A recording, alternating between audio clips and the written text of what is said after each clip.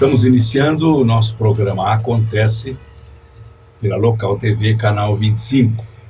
E hoje nós vamos aqui fazer alguns comentários, claro, a respeito da rodada do fim de semana do Campeonato Paulista de Futebol, mobilizando grande parte da comunidade esportiva, tanto na Série A1 como na Série A2, e registramos, para a alegria dos são-bentistas, uma vitória magra, uma vitória por 1-0 aqui no Estádio Municipal, no SIC, no sábado, mas o São Bento vem recuperando com mais 3 pontos parte daquele insucesso que teve no meio da semana quando perdeu uma partida pelo campeonato. Mas o São Bento vem mostrando uma capacidade de reação razoável, está consolidando uma equipe competitiva.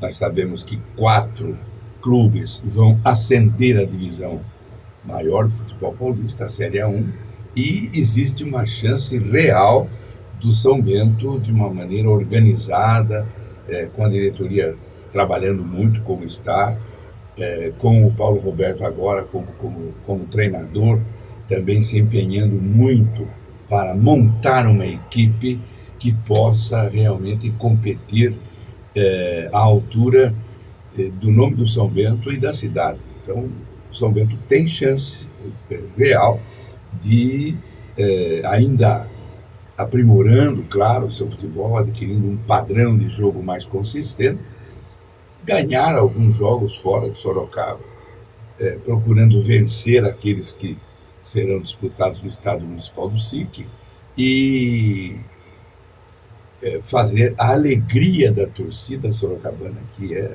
ver o Azulão de volta à principal divisão do futebol de São Paulo. Desejamos e torcemos muito pela sorte do São Bento, pelo seu sucesso. Já com relação ao Atlético, a situação é um pouco mais preocupante, porque o Atlético se encontra nas últimas colocações, praticamente na série em que está disputando, tem apenas 2 pontos ganhos, foram 2 empates, e as derrotas, tanto por Palmeiras como também no último sábado, creio que com o Mojimirim, se a memória não me falha, fez com que o clube, amargando esses resultados, ficasse numa posição assim bastante difícil na tabela de classificação. Isto gerou, inclusive, a demissão do técnico que vinha dirigindo a equipe até o último sábado. Não sabemos ainda quem é que vai assumir o comando do Atlético Sorocaba, mas nós esperamos que seja alguém competente, alguém que possa reverter esta situação por que passa o clube sorocabano, para que ele possa, o Atlético, sair dessa situação muito preocupante, porque se perder mais um jogo,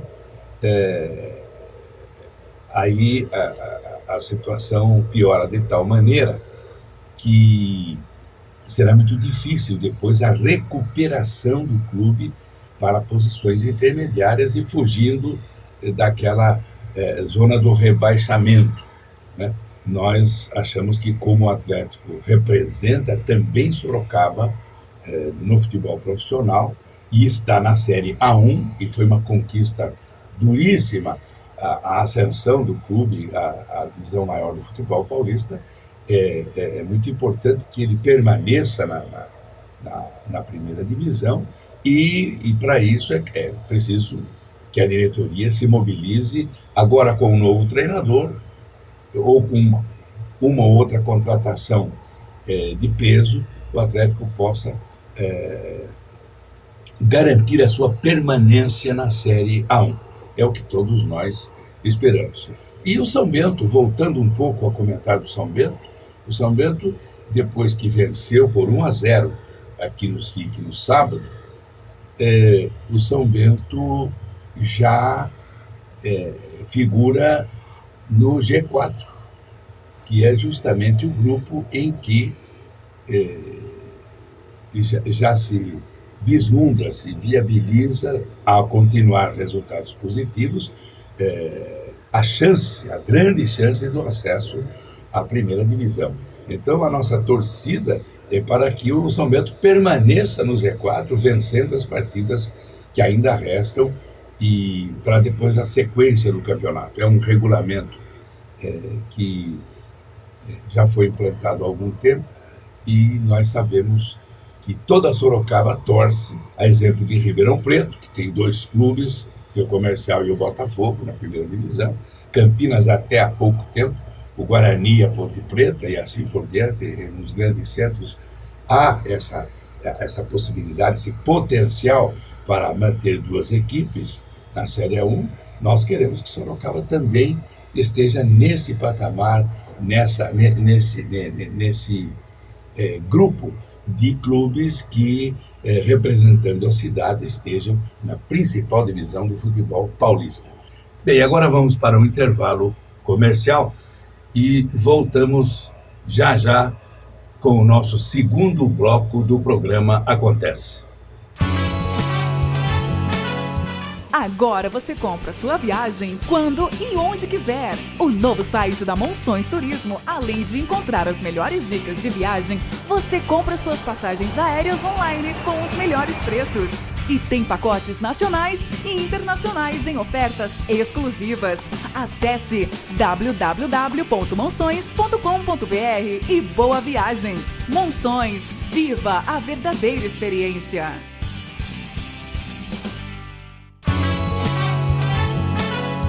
Neste segundo bloco do programa de hoje, continuaremos comentando alguns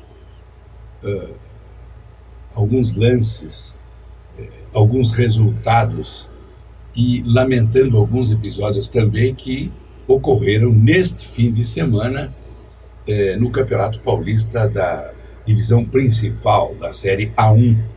Nós tivemos uma espetacular vitória do Palmeiras. O Palmeiras consolida sua posição como o time a única agremiação que conseguiu 100% de aproveitamento, 5 vitórias seguidas, com 15 pontos ganhos, e com um padrão de jogo já consistente. O técnico Gilson Kleina conseguiu montar uma equipe solidária, uma equipe que, ao assistir o jogo de ontem, eu percebia que o Allan Kardec, que é o centroavante do clube, às vezes estava na lateral direita disputando com o atacante do São Paulo, tentando evitar que o São Paulo chegasse à área do Palmeiras. O Valdívia jogou no campo todo com uma garra impressionante, e outros atletas, o próprio Lúcio, que jogou de forma primorosa no dia de ontem, claro, resgatando toda aquela imagem, que ele, como campeão mundial, sempre procurou preservar. Houve problemas quando no ano passado ele estava no São Paulo, houve um problema de relacionamento com o técnico Autuori, ele ficou 5 ou 6 meses fora da equipe, treinando isoladamente, depois deixou o clube, e aos 35 anos de idade mostrou ontem, com aquele calor de 36 graus no Pacaembu, que é um atleta preparado, que ainda tem talvez aí mais 2 anos de futebol profissional, que pode perfeitamente ser muito útil ao time do Palmeiras. O time do Palmeiras, em geral, como comentei, vem deslanchando, e o time do Santos repete o placar que teve contra o Corinthians, mais uma vez impõe uma goleada ao adversário no sábado, 5-1, e foi um jogo na Vila Belmiro que parecia assim que o time do Santos estava num treinamento. Aquela molecada do Santos é o clube que mais revela talentos naquela peneira de adolescentes, de jovens de 15, 16, 17 anos. É impressionante a capacidade que no centro de treinamento, no CT Pelé, o Santos tem ali, inclusive com o assessoramento e agora parece que até o comando deste grupo juvenil, o filho do grande ídolo, campeão mundial do Santos também, o Pepe, o ponta esquerda famoso, que jogou com Coutinho, com Pelé, o filho do Pepe, o Pepinho, que hoje deve estar aí com seus 45 anos de idade, o velho Pepe já está com 75, mas o Pepinho está fazendo esta avaliação dos jovens, procurando pensar os melhores talentos, e isto tudo está ocorrendo com muito êxito no Santos. Os outros times grandes também, no Rio, em São Paulo, em Minas, no Rio Grande, possuem as categorias de base, prestigiam as categorias de base, mas o Santos, nos últimos tempos, tem revelado jogadores acima da média, né? Jogadores assim, cuja competência, cujo talento aos 17, 18 anos já são imediatamente namorados assim pelos grandes clubes da Europa. Nós temos o exemplo, eu sempre cito, do Diego, do Robinho, do Neymar e agora de 2 ou 3, não me recordo o nome agora, mas que pelo jogo que o Santos fez no sábado, nós temos grandes jogadores que surgirão, grandes atletas que surgirão no Santos Futebol Clube nos próximos meses.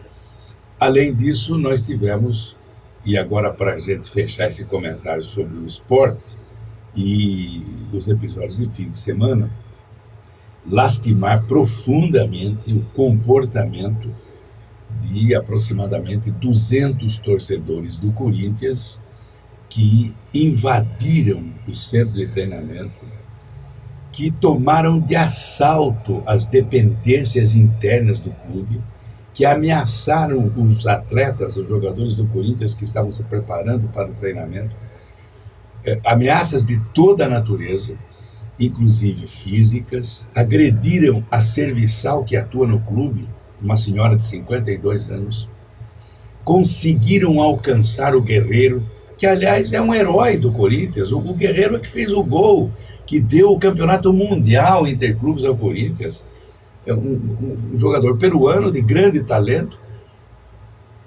Conseguiram alcançar o Guerreiro, tentaram asfixiá-lo. É muito sério, é muito grave o que aconteceu nesse fim de semana, no sábado, no CT do Corinthians. E depois ainda foram agredir Joaquim Grava, quer dizer, é um patrimônio do Corinthians, não é um médico devotado à causa do clube. O presidente Mário Gobi não conseguia se expressar. Eu ouvi pela Rádio Bandeirantes uma entrevista com ele estava assim atônito, ele estava assim surpreso de uma maneira, é impossível aceitar, eu diria, não é só o vandalismo. Quando a gente diz vandalismo, quebra o vidro, picham o estádio, ofendem, põem cartazes, cobram do clube uma posição, há uma radicalização na posição, isso dos torcedores, isso tem na Itália, na Inglaterra, na Alemanha, na França, aqui nos outros clubes, quando o clube perde uma partida fora do estado, no Brasileirão, quando chega no aeroporto, aquelas ameaças, cartazes, gritos, palavras de ordem, repito, pichações, distribuição de jornais das torcidas organizadas, os boletins, cobrando a diretoria. Isto é uma coisa. Agora, a agressão física, ameaçar os jogadores do Corinthians ficaram dentro, segundo relatos que hoje a imprensa deve detalhar, até com registro de filmagem, é impressionante o que aconteceu de condenável por parte desses radicais. Agora, o estranho que a gente vê em tudo isso é que tinha 4 ou 5 seguranças do Corinthians 2 dirigentes que também ficaram amedrontados e ameaçados. Uma viatura da polícia foi chamada, chegou com 4 ou 5 policiais, e os revoltosos lá, os torcedores, não se intimidaram com coisa alguma, continuaram insistindo, queriam não só depredar as dependências do clube, mas agredir fisicamente os atletas. Então, isto é uma coisa que muito raramente se vê, e é preciso uma punição exemplar, rigorosa. Um dos elementos que estavam nesse grupo ficou preso 4 meses na Bolívia, naquele episódio que a torcida, um grupo da torcida do Corinthians provocou um acidente lá com a morte do rapaz. Quer dizer, não é possível mais a impunidade no futebol. Não é o clube que tem que ser punido. O Corinthians é muito superior a tudo isso, né? O Corinthians é um clube centenário, é um clube que está no coração de uma imensa maioria de brasileiros. Não merece, repito, eu como palmeirense aqui, eu estou me revelando desde a minha infância, eu sou um torcedor palmeirense e que não perde jogo do Palmeiras, e que ia no Parque Antártica quando era jovem, pegava o trem aqui, descia na Barra Funda e assistia jogo lá, e também no Pacaembu, às vezes.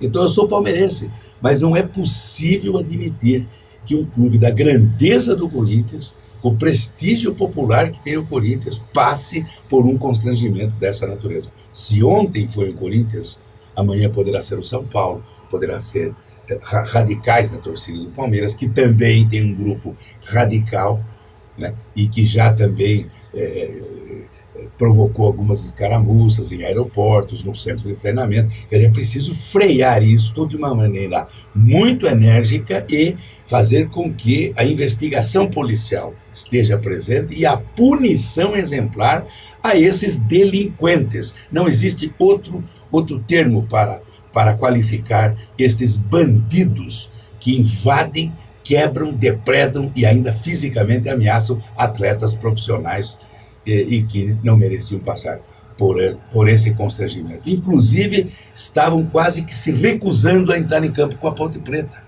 Quer dizer, é uma atitude assim que gera um tumulto muito grande. Parece que é proposital, para tirar a harmonia, para quebrar o equilíbrio das equipes. Não é possível. O Mano Menezes, há 15 dias que assumiu o time do Corinthians, tentou dialogar, inclusive, com os torcedores.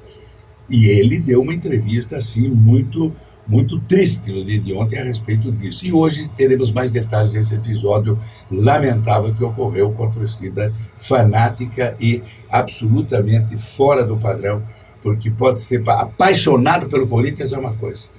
Isso é até belíssimo de ver a paixão que os corintianos dedicam ao time, mas a agressividade e a falta de respeito ao ser humano do atleta, que circunstancialmente um jogo não venceu, o outro não deu certo, o time está indo mal, mas tem chance de se recuperar. Vamos lá incentivar. O Corinthians sempre fez isso.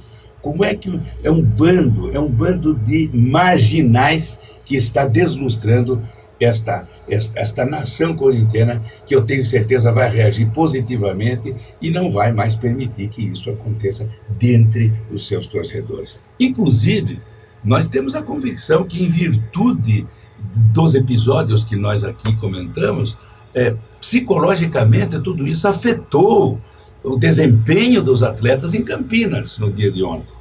Porque por mais vontade de vencer que a equipe tinha, sob a orientação de um técnico do gabarito, do Mano Menezes, e com a equipe fazendo um grande esforço, chegou a empatar o jogo. No primeiro tempo terminou 1-1, mas perdeu por 2-1 para a Ponte Preta em Campinas, o que não é nenhum imenso desastre.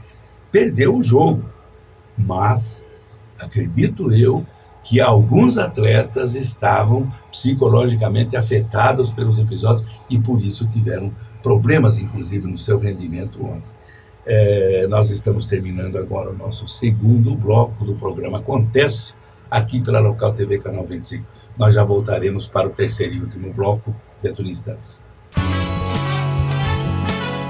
Agora você compra sua viagem quando e onde quiser. O novo site da Monções Turismo, além de encontrar as melhores dicas de viagem, você compra suas passagens aéreas online com os melhores preços.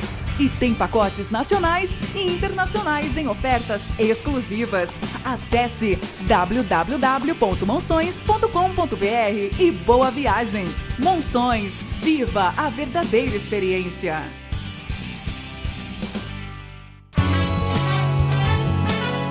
Bem, neste terceiro e último bloco do nosso programa Acontece, no dia de hoje, nós vamos aqui, mudando agora o enfoque do esporte para a política, nós vamos registrar o fato de que, a partir de hoje, se inicia a corrida presidencial, a sucessão da presidente Dilma, dentro das agremiações partidárias que se articulam para apresentar os seus candidatos. Fevereiro é o mês que nós estamos há 120 dias, 4 meses, portanto, das convenções nacionais que os partidos vão realizar em junho, no início de junho, para escolher e homologar os seus candidatos à presidência da República. Também nos estados do Brasil, os candidatos a governador estarão se apresentando também nessas convenções previstas para junho, juntamente com a chapa de candidatos à representação no Congresso Nacional, parlamentares federais e estaduais. Também 1/3 do Senado será renovado nestas eleições de outubro próximo. Mas, se estamos a 120 dias do início efetivo e oficial das campanhas eleitorais, o que nós sentimos é que, numa breve avaliação do cenário político de hoje, nós deveremos ter 4 candidatos à presidência da República, que já se colocam como postulantes. A presidente Dilma, já escolhida pela coligação comandada pelo PT, uma coligação talvez de 8 ou 10 partidos, deverá postular a sua reeleição, e o ex-governador de Minas Gerais, Dr. Aécio Neves, se apresenta como postulante pelo PSDB e por mais 5 ou 6 partidos que estão já costurando uma coligação. É o candidato de oposição mais destacado, vamos dizer, que exerce efetivamente a postura oposicionista ao governo atual da presidente Dilma. Vai apresentar dentro de 30 ou 40 dias a sua proposta final, né, o seu programa de ação futura, a sua plataforma de governo. E, além do Aécio Neves, temos também o governador de Pernambuco, Eduardo Campos, neto do saudoso governador Miguel Arraes, já falecido, e foi governador, prefeito de Recife, parlamentar federal e grande líder político dos anos 60. O Eduardo Campos é um jovem com muito êxito na sua ação administrativa, foi o governador mais bem avaliado recentemente, de um ano para cá, os governadores das pesquisas apresentam o governador Eduardo Campos como o mais bem avaliado. É um homem que no Nordeste tem um prestígio muito grande e, além disto, ele fez uma articulação com sucesso com a Rede de Sustentabilidade, que é o partido que ainda não conseguiu registro na Justiça Eleitoral, mas é liderado pela Marina Silva, que, diga-se de passagem, exerce uma liderança muito expressiva junto ao eleitorado brasileiro, porque em 2010 ninguém pode esquecer que ela teve 19 milhões e meio de votos, ou seja, quase 20 milhões de votos. Marina Silva é uma liderança ambientalista e também com imenso prestígio junto ao eleitorado jovem. Ela se apresenta como candidata a vice do Eduardo Campos. Praticamente isso já está assentado, já está articulado. Isto provocará um segundo turno nas eleições deste ano. presidenciais. Eu tenho poucas dúvidas que alguém consiga levar esse pleito no primeiro turno, vencendo as eleições. Deverá seguramente haver o segundo turno, levando a disputa para 28 de outubro.